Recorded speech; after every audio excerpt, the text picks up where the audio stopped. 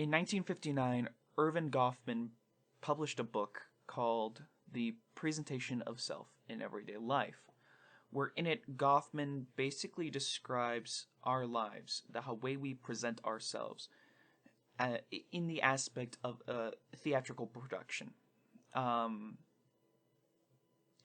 that our social lives are a performance carried out by actors. And there's a front stage and a backstage. The front stage being that you yourself are the lead actor or actress in the production of your life, and that everyone around you is a character. You are the star of the show, and the world is a stage. While in backstage, it's how you really act. It's how you really feel. No one is watching you, and no one can judge you for the person that you really are and how you really feel. I say this because this is a concept that I have been practicing my entire life. My entire life is this concept. Because it's all that I know. It is my therapy. It is my everything. Every day, I try to just tell myself when I get out of bed, let's go steal the show. Let's put on a happy face. And let's do what we can. I always consistently pretend to be someone I'm not. To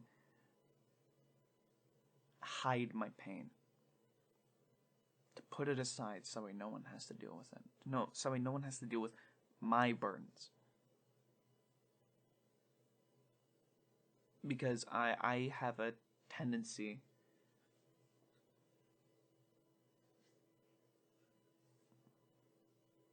to hurt people. To hurt a lot of good people. And it's something I'm not proud of. It's something I've never been proud of. It's something that I am ashamed by. And it hurts me more in the fact that I've never done anything about it.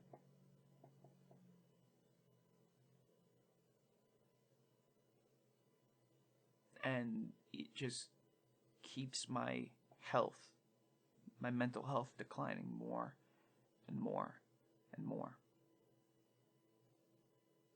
Knowing that I refuse to be my actual self unless there are no eyes on me.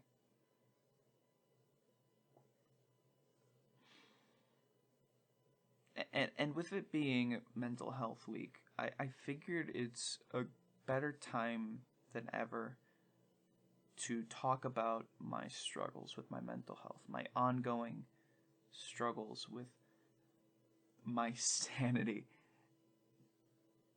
and why I feel like I am perpetually stuck. It's an ongoing battle that I know is happening, but I refuse to end it. Because, in a way, I don't think I want it to end.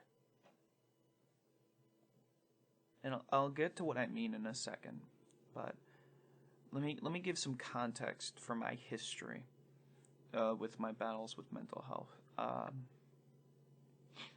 When I was a lot younger, back, and I've talked about this on some of my Twitch streams, because I do try to be open about my mental health, so I can try to relate to other people and share my struggles, but I don't really do it a whole lot on my platform here on YouTube. So, if you don't come by my Twitch streams, basically when I've told this story before, but when I was younger, I was in therapy for a while. When I was younger, I'll be blunt, I was a very shitty kid. I stole a lot of stuff. I did a lot of terrible things, and it was because I was hearing voices in the old noggin, you know, as any normal kid does. But it wasn't like imaginary friend voices of imaginary friends. It was voices that were telling me to do just horrible fucking things. Like hurt my sisters, or get into fights, get angry for no reason, and make other people suffer. So I would laugh, and I wouldn't feel bad until, of course, because I was a kid, I wouldn't feel bad until I got reprimanded for it. I got punished for it. And so I went to therapy for a while, for a few years, from I would say about fourth grade to about seventh or eighth grade. I went to therapy. Once I hit about eighth grade, my therapist at the time, he had gotten summoned to go to a different school district. So thus our meetings had to end. And so we went to a new therapist. And it didn't help. Every time I felt like I was talking to her, it didn't feel like anything was helping. It felt like I wasn't getting results. I wasn't feeling better. The voices at that point had calmed down. But the rage was there. It was still there. It was a residual effect of me being an angry person.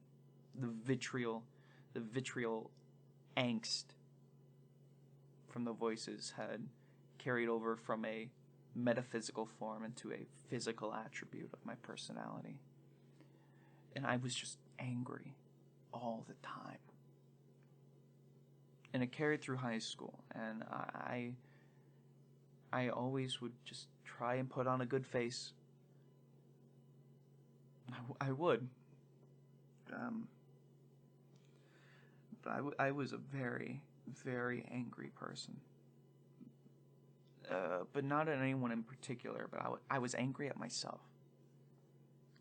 I was angry at myself because I kept saying I could do better, that I know I could be better, and there were so many expectations that were put on me, not just from my friends, but from my parents, or my parents' friends.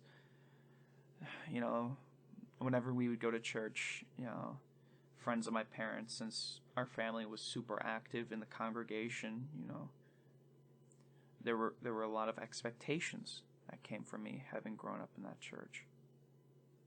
And, they would always, my parents' friends would come up and say, "Oh, when are you going to get a job? We're expecting great things. Have you thought about going to college yet? Do you know what you're going to do yet?" And, there was a high standard. There was a high bar that I knew I couldn't reach. And I would never be able to satisfy their expectations. And I would constantly try and push myself to reach their standards, which doesn't sound like a bad thing to some people. Pushing yourself to be the best person you can be, that's always a good thing. That's something that parents usually tell their kids. It's something usually teachers will tell their students. Put all the effort you can into being the absolute best individual that you can be. But for me, I knew I was never going to be that person.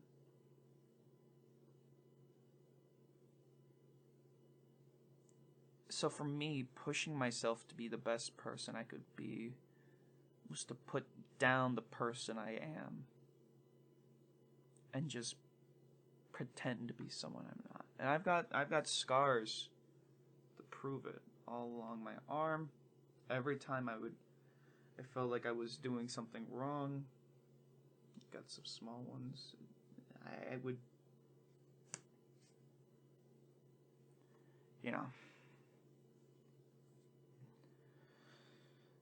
I would just tell myself every time, just put on a happy face. Just don't let them see. Just put on a happy face. Ignore how you really feel. Just be the person they want you to be.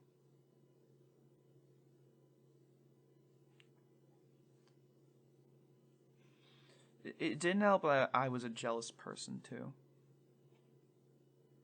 It didn't help that I knew that when there were people who were succeeding close to me, that were succeeding much more and getting further, that I wasn't going to make it to them. And the one I always come back to is my older sister. My older sister. And this is not a knock against her. She has become a fucking amazing person. When she was just in like elementary school, she set herself down a path to success. She dedicated herself to one goal, and that was to go to Michigan State University. And you know what? She fucking did it. She took every step possible, did everything she could, and she succeeded. And she not only succeeded in getting to her goal, she succeeded in blasting past her goal. She graduated from Michigan State University, and she did everything that she wanted to do.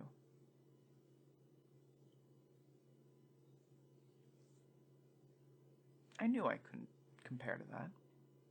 I knew I could never reach that.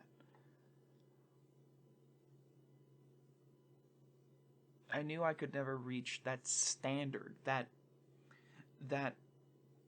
bar. I could never cross that.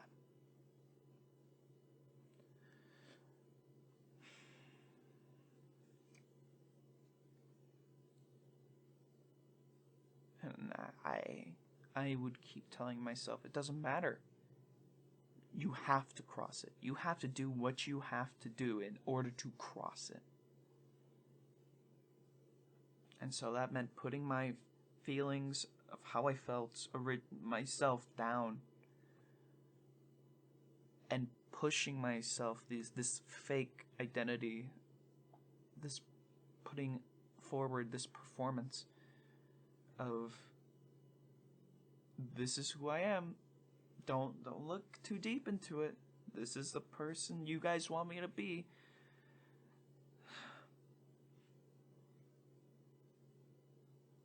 But doing that for so long, it really fucked me up. It really fucked me up bad.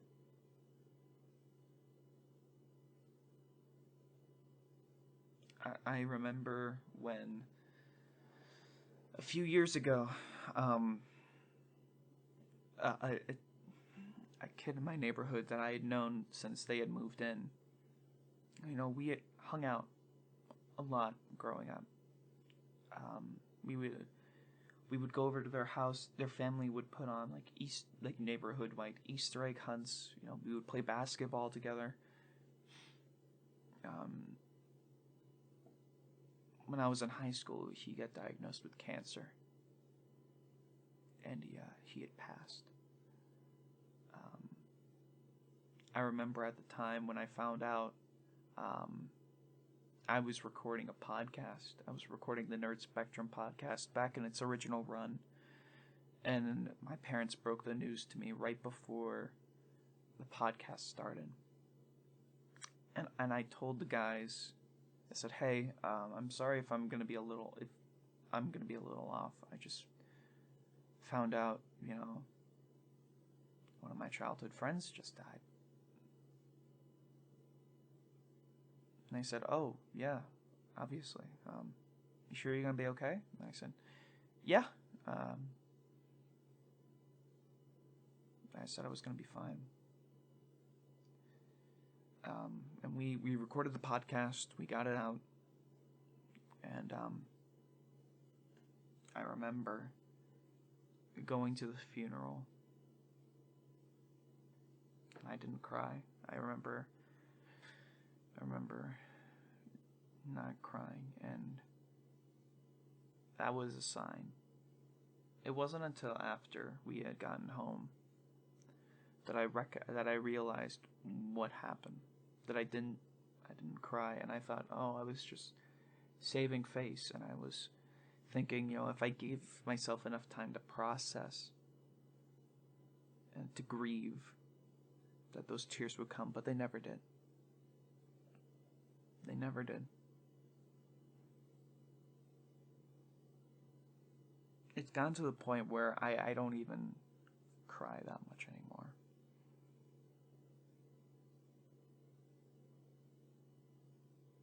And I think that's the scariest part. The fact that I for the first time back last September, almost a month ago, as of recording this, I cried for the first time in a long time. And it was because when I really started hardcore streaming on Twitch, I had been making content for years, and my persona that I had been putting forward in life, that personality, really, I put hard onto making content. So even when I was on YouTube, even when I was streaming on Twitch, and even when I was streaming on YouTube, it was a performance. It was me pretending to be someone I'm not. Because normally I'm not a charismatic person. I'm just... normally whenever I end my streams, I just go and I just sit in the shower. I just sitting there for maybe like a half hour. And I just scream at myself, wishing, why can't I be that person? Why can't I have that much charisma, that personality? I can pretend as much as I want to be that person, but I know that's not me.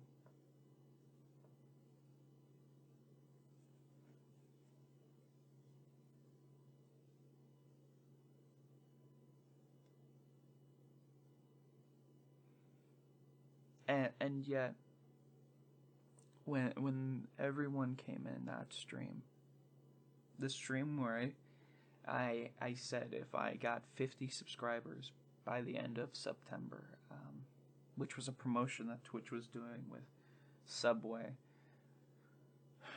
that I would shave my head, and to see so much love and support come in, people who didn't know me, who didn't know my story, and they still went out of their way to come to the stream and show me some love.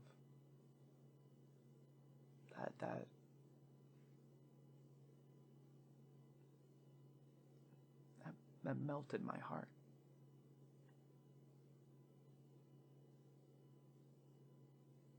And I can never say thank you enough for that.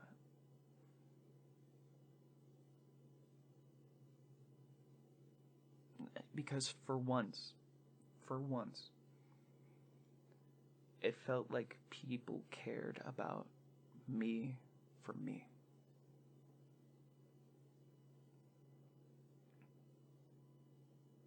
And not because of some act, but because they cared about who I am and what I do.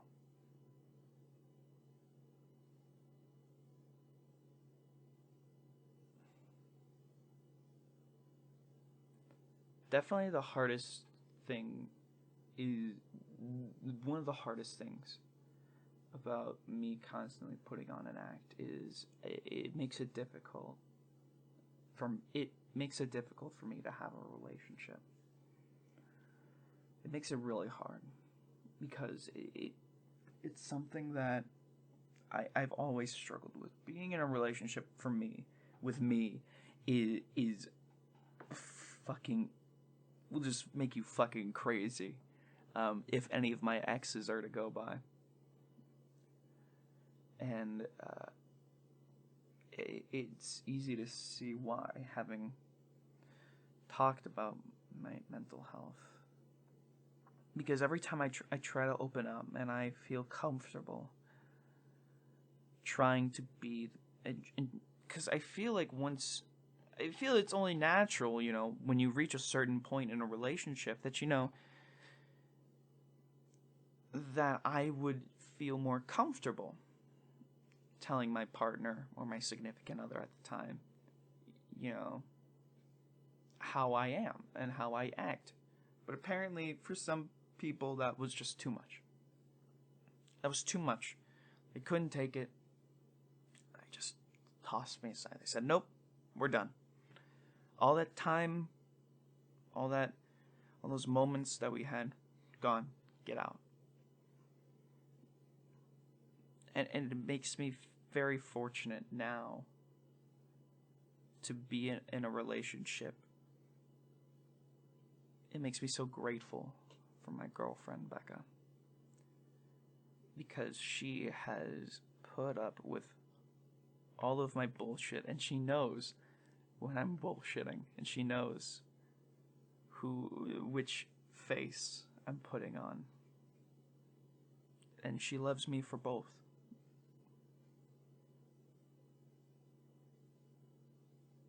It's a shame that I can't do that for myself.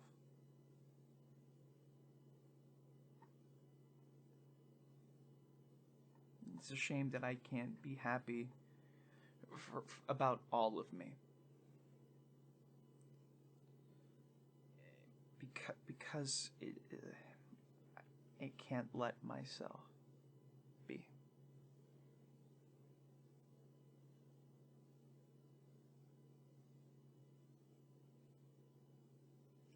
It feels like, every time I talk about this with people, they say, you need to get help. And I say, yeah, no shit.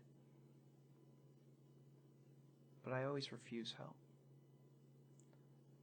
Because for a long time, I was telling myself that if I kept the performance up someday, the performance and the backstage would merge. And I would fully embody that person.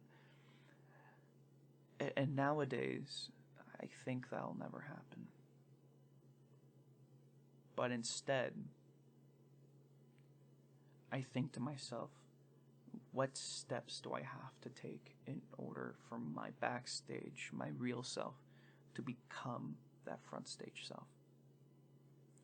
So recently, I finally decided I need to talk to someone. I need to talk to my doctor, and I need to get on the right steps. So I'm happy to announce that I'm going to start the path to bettering my mental health. Because as nice as it is to have a support structure in my family and in my girlfriend and to all the fucking amazing people who come out and support my content and what I do, for me, that support structure is just not enough. Because I don't want to have to just rely on people. A part of me getting better relies on myself and the effort that I put into it. And I don't want to keep putting my burdens onto other people. So I need to start taking the steps necessary to be the best version of myself that I can be. And that is my goal.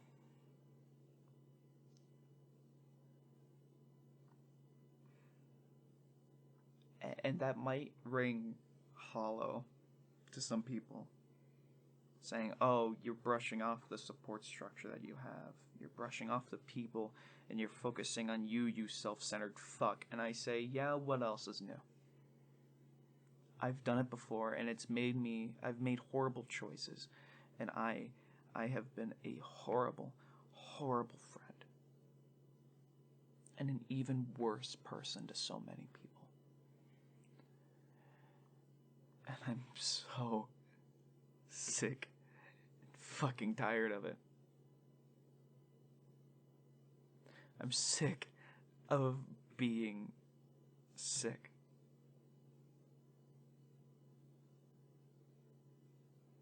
I want to be the best version of myself that I can be. But I want to be the best version of myself that is 100% me. I don't want to have to keep putting on a happy face. I want to actually wake up, roll out of bed, and actually be happy.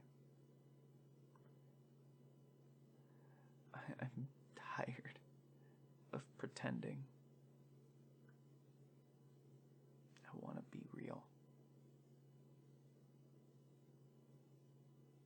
It's like in the Velveteen Rabbit, the story of the Velveteen Rabbit.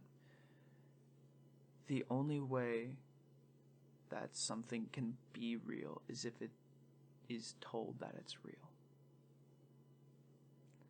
And for me, I feel like I can't ever be 100% happy with myself until I become 100% happy with myself. And that is something that it's going to hurt some people when I say that. And it's going to make me sound like I'm a fucking maniac. But like I said earlier, what else is new? I'm not. It's stuff I tell myself all the time.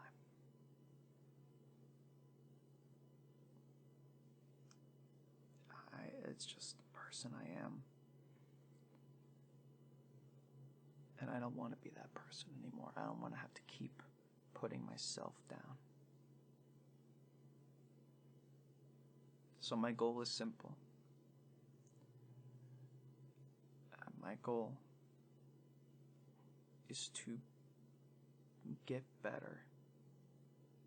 I've been trying to reach out to my primary to see if we can get an evaluation done.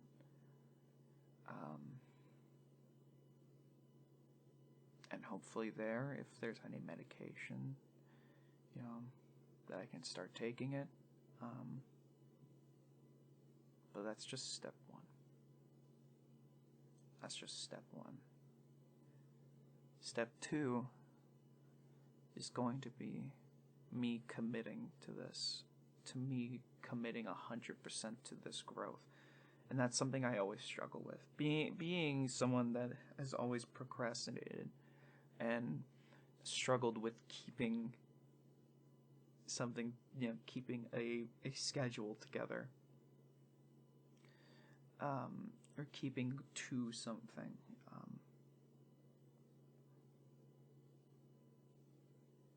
I think what I'm going to start doing nowadays is I'm going to start documenting my struggles with this mental health, and I'm going to channel everything into documenting my process of getting better. So that way, if I ever falter, I have that proof that I faltered, and I could hold myself accountable and say, you fucked up here.